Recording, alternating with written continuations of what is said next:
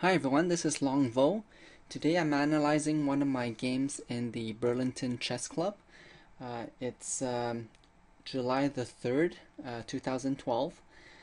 I'm playing white and I'm currently rated 1498. My opponent playing black is Carlos Zubieta, rating 1541. So I'm playing white and I start off with e4. And he replies with c6, and then I go d4 and he goes d5. So this is the Caro-Kann. I'm not very familiar with this opening, so I'm just reacting to the way he plays and just trying to keep basic principles in mind and developing. So now I play the advanced variation with e5, and he goes bishop to f5. So now I develop knight to f3, and this is a little bit funny here because I was thinking that if he plays e6, which he did, I would trap his bishop. So what I forgot is that the diagonal for the queen was opened when he played e6. So I thought that I would, I would trap his bishop, and there's no good moves. And anyways, that's what I thought. And so on the fifth move, I lost my knight. And I felt like throwing up and resigning right there. But I told myself, well, I have been in a winning position before, and at this level, I think we all still blunder once in a while. And worst case scenario, this will be a survival mode, practice. So I just kept my composure and I kept playing. So I went knight to c3, and he pins my knight with bishop to b4, and I play bishop to d2. So when I did that, I didn't realize that I just removed a defender for the d pawn, so he took advantage. So he went queen takes d4.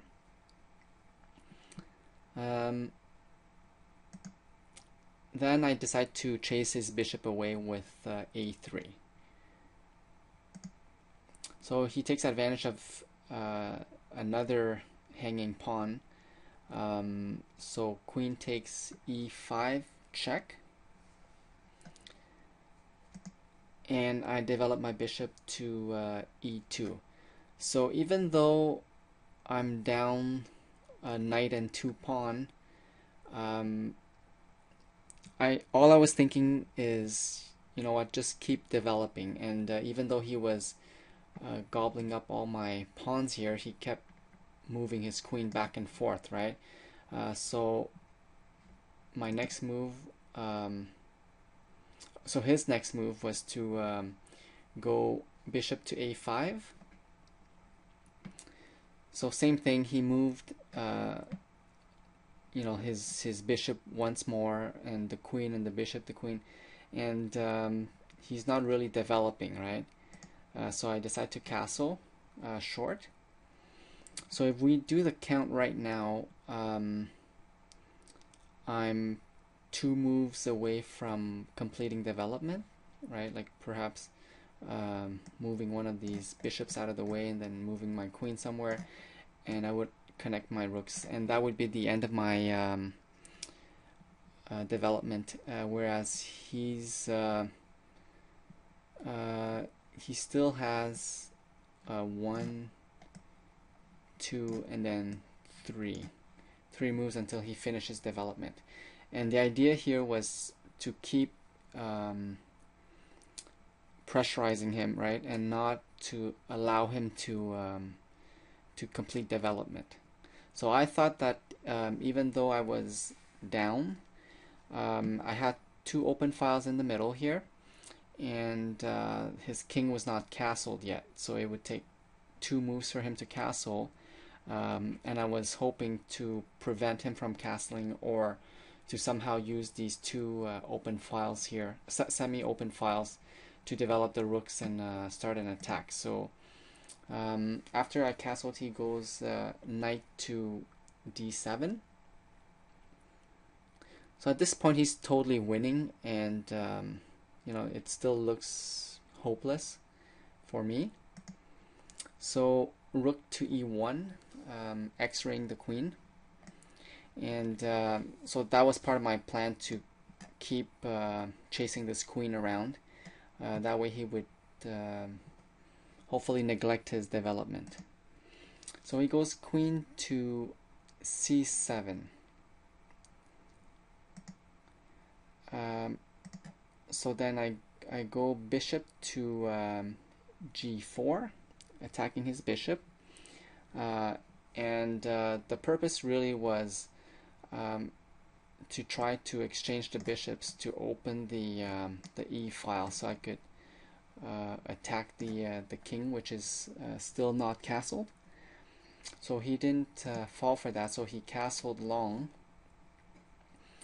and still I wanted to open that the center, because those were my semi-open files, and I wanted them completely open so my rooks could be more active. So bishop takes f5, and e takes f5. So now this pawn here, I felt that it would become a weakness eventually, and I did like the idea that his king here was starting to be a little bit opened. So I wanted to open the position even more. So bishop to e3, attacking the a pawn. So he saw that thread. So he goes bishop to b6. So at this point, I noticed that his queen was almost trapped, and if I could somehow get my bishop to f4 here, this would potentially trap the queen. So I went queen to f3, and this is a double threat. So he was focused on this f pawn here, so he didn't see the threat of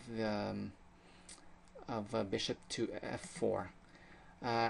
And at this point, every move that I was making, I was spending less than a minute per move, so I was almost like playing kind of recklessly, because I had nothing to lose, right? And that was my strategy, to play a little bit recklessly and really fast, so that he could perhaps start playing at my pace, thinking that if I'm playing that fast, I must not be thinking very well, and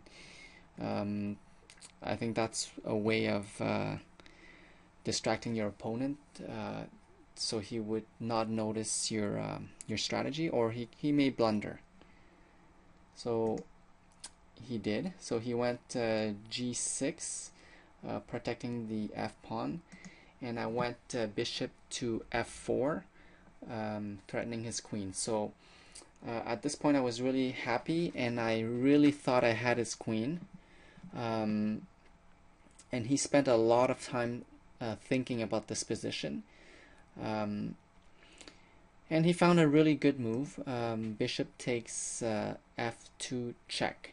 So what he did was he opened up the diagonal for his queen to escape, and because I was under check, I had to capture. So I captured with the queen, because if I capture with the king, he could move his queen here and deliver check and gain a temple. So capture with the queen, and his queen was still under attack, but at least she was safe. So he goes queen to a5, and So right now I'm only down by 2 pawns, 3 pawns actually, uh, and however, I think I'm in a better position because my king is safe. His king is not so safe, and my rooks are really, really active. Um, Whereas he's hasn't had a chance to develop over here. So bishop to e3, threatening uh, the a7 pawn here. So he goes b6, and I think at this point he's starting to make a lot of mistakes, weakening his king side, his queen side.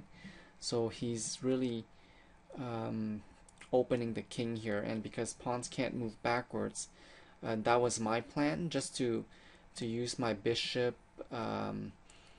just to create some threats, and then open some files and start using my all my pieces here, and just try to pick them apart, or try to induce some pawn moves so it would further weaken his king side, his queen side.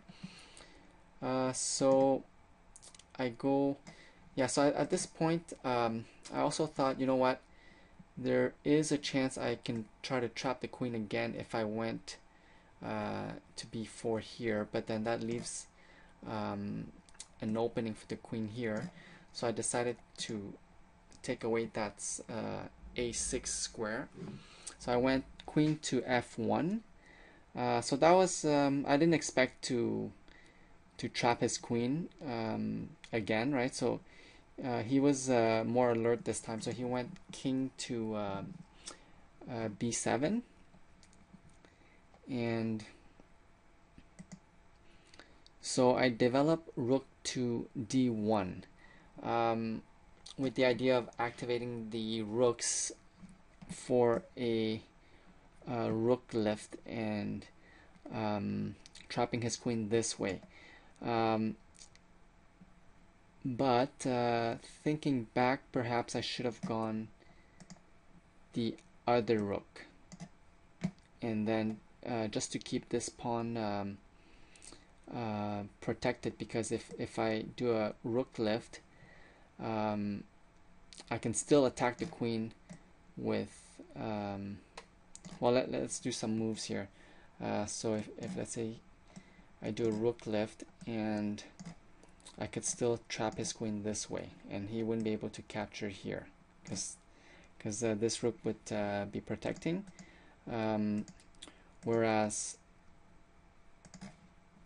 with this move, if he moves a pawn and I do my rook lift, the only way I could trap the queen was to go with the rook. So the other way I found I would have two options to capture the queen. So that's the move that I played. So rook to d1, and he went knight to f6, finishing his development, connecting his rook. So I continue with my rook lift idea. So rook to d4, threatening the queen, and he goes b5, further weakening his queen side. And that was the idea. So whether or not I trap the queen, forcing him to make these pawn moves is, you know, it's doing what I'm trying to do. So I'm achieving my goal right now. So I think at this point he was getting frustrated, or he felt some pressure, right? And plus he was probably regretting not finishing me off earlier. So I go bishop to d2, x-raying the queen. and also opening the E file here, because eventually I did want to perhaps bring my rook somewhere here to bother his king, so perhaps to E7 eventually. And at that point I also I was somehow eyeing his rook here, so if somehow I found a way to get my bishop here and put some pressure on him so that he would move this knight, then I could pin the knight here and capture the rook, or just capture the knight. So he retreats his queen to a6, which I think was a mistake, because he should have gone to b6 instead. But because he went there, I could continue with my threats to try to open the A file and then perhaps bring my rook over here to attack the queen. So that was another reason why perhaps if I left this rook here and attacked with the other rook, it would have put more pressure on the A file. So he felt that. So he went queen to b6. So right, so if initially he went there, he would have saved the temple. So now he's threatening my rooks, so I go queen to f2, defending the rook. However, I don't really like this position because I'm not intending to exchange queens at this moment, because he's the one who's in trouble, so he wants to exchange, and I'm probably trying to use my pieces which are more harmonious than his. Like this rook is not very useful, this knight is not very active, this one is stuck for defense, and this rook is not really active either. So now he goes knight to e4, threatening the queen and the bishop at the same time, so I had no choice. I went knight takes e4, and then he takes with d takes e4. So I don't know why he did that. He must have thought that, you know, he has 5 pawns here against 2, so he's probably creating some majority threat here. But I thought that if he took with the f pawn, well, I guess he didn't want me to penetrate here, but that wouldn't have been a bad thing. So if I did take that pawn, you know, it just gives his rooks a chance to become more active at the cost of a couple of pawns, but I wouldn't have taken those pawns, right? So, well, at this point I probably had no choice. But at least he would have some open files here and some counterplay, right? And right, so so I thought taking with the D pawn was a mistake, and that further weakens his queen side here, giving me an open file with a very active rook. So I go bishop to e3, x-raying the queen again for a discovered attack. So this bishop here is quite active, just going back and forth on these 3 squares here. So I was happy about that, and I unpinned my queen so she could be more active, perhaps find a way to penetrate the position. So my pieces were really active. My king was more or less safe, so I was happy with that. So now he further weakens his position with c5, threatening my rook and unpinning his queen, and that's exactly what I wanted. So I go rook to d5 with the idea of doubling the rooks and making a threat on the knight here. So he sees that threat, so he goes king to c6, defending, adding another defender to the knight. And that didn't stop me from doubling my rooks, because so rook to d1, because now I have a pin here. So, well, not a pin, a skewer. So I was happy with that move. So now he retreats his queen to a5.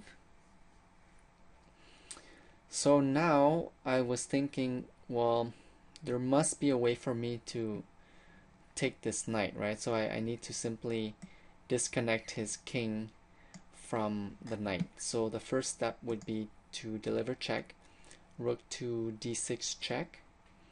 There's only one move if he wants to stay connected, so it's king to c7. And now I would use the bishop. So bishop to f4, x-raying the king, and that definitely would force him to, well, I thought he would move away from the knight, but he didn't. He went c8 instead, but that was fine. So one last move to separate the king from the knight, with rook to c6 check. And he went king to b7, his only move. So at this point, going back here would not make sense. So I went rook to c7 check, and I was okay with if he wanted to exchange a rook and a bishop for the queen. I would have been happy with that. And you know, I think he's still leading at this point with 2 rooks. I think it's stronger than my queen, but the rook makes up for the knight, and then the pawns, the extra pawns and the knight. So it's more or less equal, but my queen is a little bit more active. You know, I can I have the initiative. I can deliver checks, and there's not much he can do. You know, he can run around, and I could keep attacking and try to bring more pieces into the attack. So I thought I was willing to make that exchange, but he didn't. So he went king to a8.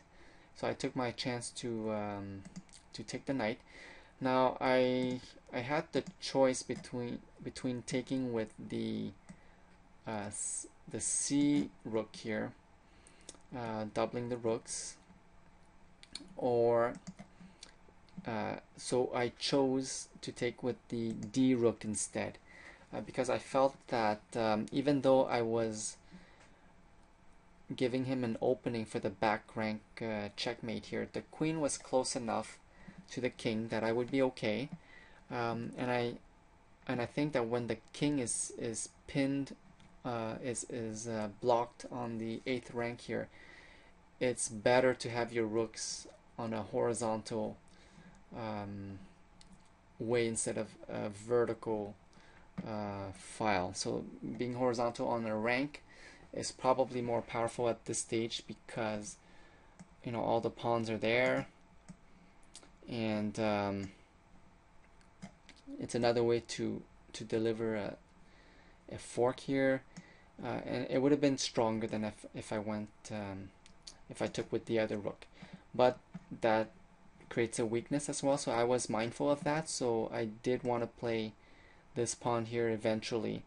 I'm not sure about the theory which pawn I should play to make room for the king, but I thought that if you play the white one and you have a black bishop, then they would sort of complement each other to defend the dark squares and the light squares. So I hope that that's the correct decision later on. So anyways, he decided to take with rook takes d7, rook takes d7. So you know, he was interested in going into an endgame, because I guess he thought he had an army of pawns here that I would have a hard time stopping. So he went rook to d8. And I had no choice because of the back rank threat here. So I had to exchange. So rook takes d8, check. Queen takes d8. So we're getting close to an end game. So at this point, I'm still in danger of this back rank mate here. So I did go h3 to make room for my king. And you know, this pawn was hanging, but I didn't get greedy. I really thought about it because actually two pawns are hanging, right? So there's no rush. So he goes b takes a, and queen takes c5. So this was his opportunity to exchange queen. So he doesn't leave me any choice here because my queen is pinned. But I didn't want to take because that would double his pawns, and that would give them more, make them more active. So you know, I'll let him take instead. So I went bishop to e3. So he took, queen takes c5, bishop takes c5. So we're entering the end game here. I feel confident because he has double pawns, so this to me is considered one pawn. These pawns are connected, which is a huge threat, but I have two pawns here which should theoretically take care of these two. The problem becomes this pass pawn here, and he does have an extra pawn here that he could use to somehow sacrifice or exchange with one of these pawns. So then it's still, he still has a pawn majority here. My only hope is this c pawn, which is the pass pawn here. And I felt that if you know, if the bishop is worth 3 pawns, then it would equalize with these 3, and then these 2 would cancel out with these 2, and I would have the advantage because this one's a pass pawn and these are double pawns. So he goes king to b7, centralizing his king. I do the same with king to f2. And he doesn't want the a7 pawn to tie down his king, so he moves it on a light square, which is the right thing to do. So he goes a6. So all his pawns are on light squares, so I can't attack any of them with my bishop. So king to e3, king to c6. So now I was thinking, how am I going to stop all these pawns, right? So I was thinking that the only way is to somehow bring my bishop to g5 here and control all the dark squares. So if one pawn gets on a dark square, I could capture it.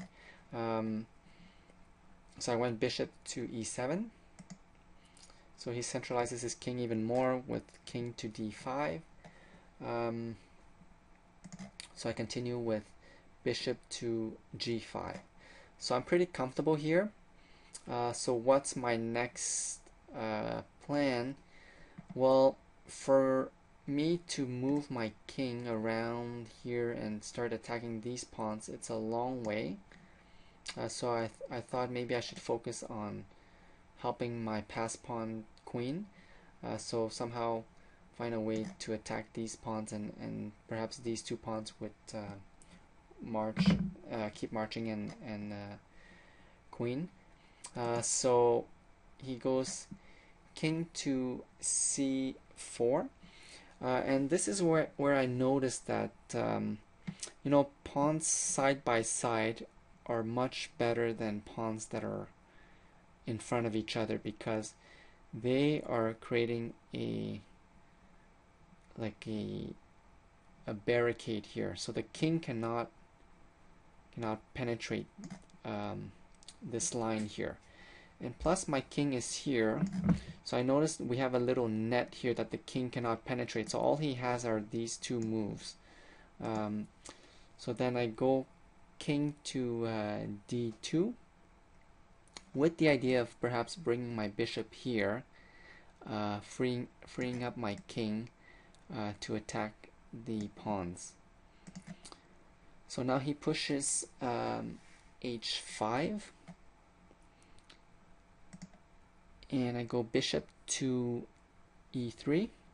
So I'm not really worried about these two pawns because I have my other pawns here, but I did want to close off the door for the king. So I don't want his king to somehow penetrate here and have access to my pawns there, and then that would be the end of it because these pawns are just too many.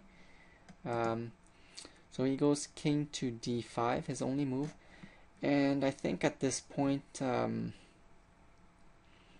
I should have gone king to c3. So you know that could I mean, it's taking away from his king, and he would only have this move here, and then I could push for g3, supporting my bishop here. So if he has the idea of bringing this pawn, then I'm still okay to take, right? So if I did that, right, so he would have to use perhaps his pawn here to try to find some sort of attack. Whoops, sorry. Perhaps this pawn. Well, yeah, he has to go this pawn so that he could support the g pawn here, so I can take right away, and then perhaps find a way to keep pushing and breaking through. But of course, I chose the So anyways, I knew that, so I went to g3 to support the bishop. So he goes back because he has no choice. So so now, right, so there's no other moves for me because it's my turn. So looking back, I should have gone my king first, and if he decides to go other pawns, then I could move g3. So I wasn't thinking very well. So you know what? It didn't matter because my pawns had these 4 squares, and my bishop took this square, and my king still had a way to access the other pawn through the back, right? So I decided to go h4 just to keep the position as closed as possible. I think, you know, I didn't want him to push this pawn because then if I take, then he has 2 pass pawns. So I decided to block that pawn first, which perhaps maybe that was the better thing to do, because if I played my king there, maybe he could have pushed, and then I would have been in trouble. So maybe, you know, that wasn't a bad move. So he goes king to d5, and I should have gone up, but instead I chose the long way.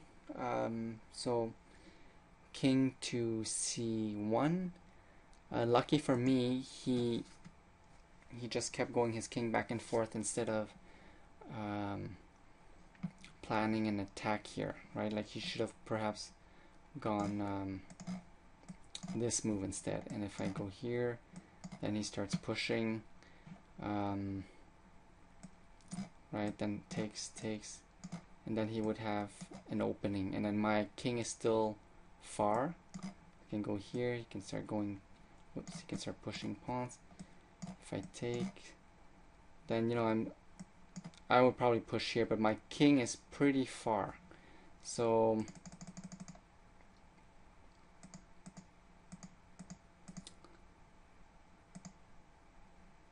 so he kept going his king back and forth. So I go king to b1. He goes king to d5, king to a2. Now he starts feeling the pressure and he goes f6, preparing for g5. So king to a3, g5, h takes g. I had no choice, so f takes g. So bishop takes g5, so I had no choice but to open that door for him, because this pawn majority here, 4 against 1 and a bishop, it's getting, you know, I'm feeling the pressure here. So his king takes that opportunity to go to d4. So king takes a4. Now he pushes e3, and there's no way for me to stop him, so I have to exchange. So bishop takes e3, king takes e3, and I knew that now I had to use my pass pawn to make a run for the other side, and so he goes f4. So that leaves me no choice. I have to take. So g takes f, king takes f4. Keep pushing my pawn. So c5, and he's at this point he's really short on time. He only has a minute left, and I have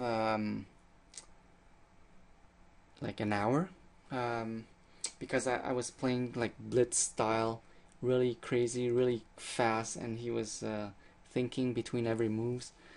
But now it's the opposite. So now for me it's more simple, and for him he really has to start counting. So my pawn is more advanced than his. My king is closer to the pawn for defense. It's actually closer to his other pawn, and I have a chance to have connected pawns here. His only chance is really to make a run with his pass pawn.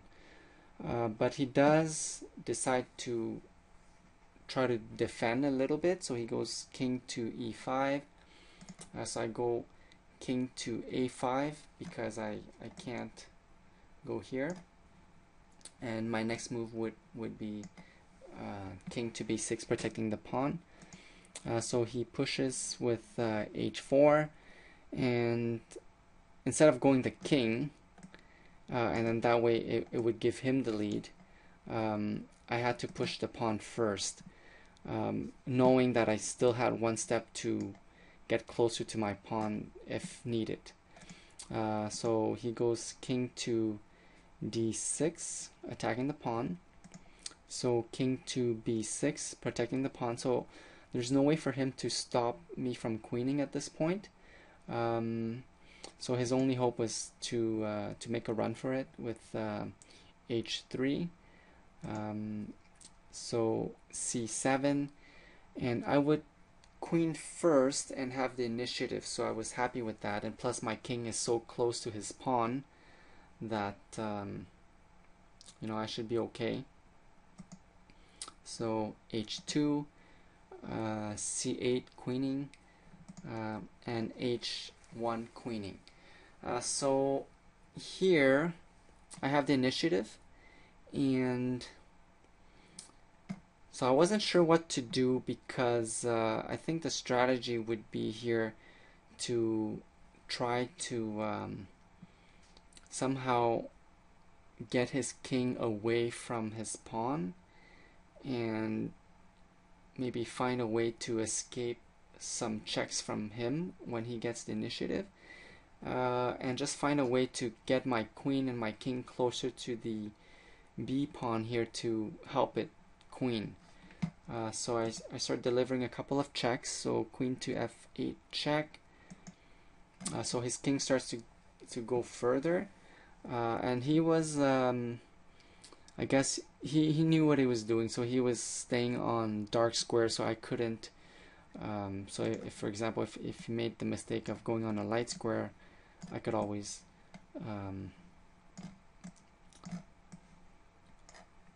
skewer the queen there. And so he kept on the dark squares, which was the right thing. So I deliver another check, queen to c5 check, with the idea of somehow using my queen as a shield for my king. So I did plan to give him the initiative eventually, because you know, delivering check forever, you know, it's not a good thing in this position. I thought that I had a real chance of winning, and at this point he did offer a draw, but I declined it because I really thought that I could win. So he goes king to f4, and I decided to stop with the checks and to push for b4. So I knew he had a couple of checks, possible checks, but because my queen and my pawn were so close, there were ways for me to eventually escape those checks. So he went queen to h6 check, and thinking back, I should have simply blocked with the queen there, and right, so there was there were no other way for him to deliver another check. So that would have been, I think, the end of it. So he would either move and give me the chance to whoops, he would move perhaps somewhere where he could be more aggressive. So if I took here, he could deliver a couple of checks, but eventually I would find a way to escape, hide from those checks. So I should have done that, but instead I went king to a5, really trying to escape those checks. So he improved his queen's position with e6, staying on different colors as his king, so that I would not fork them. And here he also has this potential check here, so I do have to be careful, because I was tempted to go here to exchange queens, and that could have been big trouble for me. Actually, that would have been checkmate right there.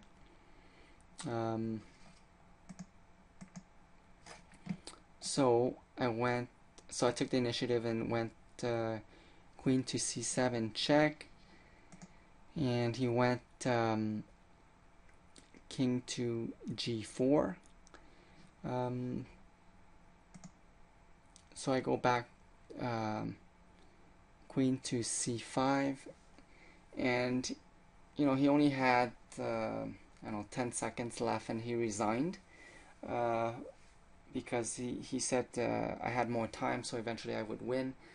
But I truly believe that my position was better, and there was a way for me to eventually escape from his checks, and you know, find a way to exchange queens or to take his other pawn. Right, so eventually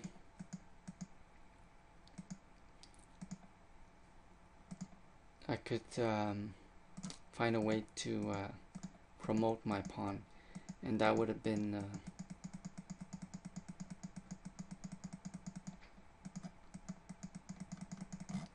and then checkmate.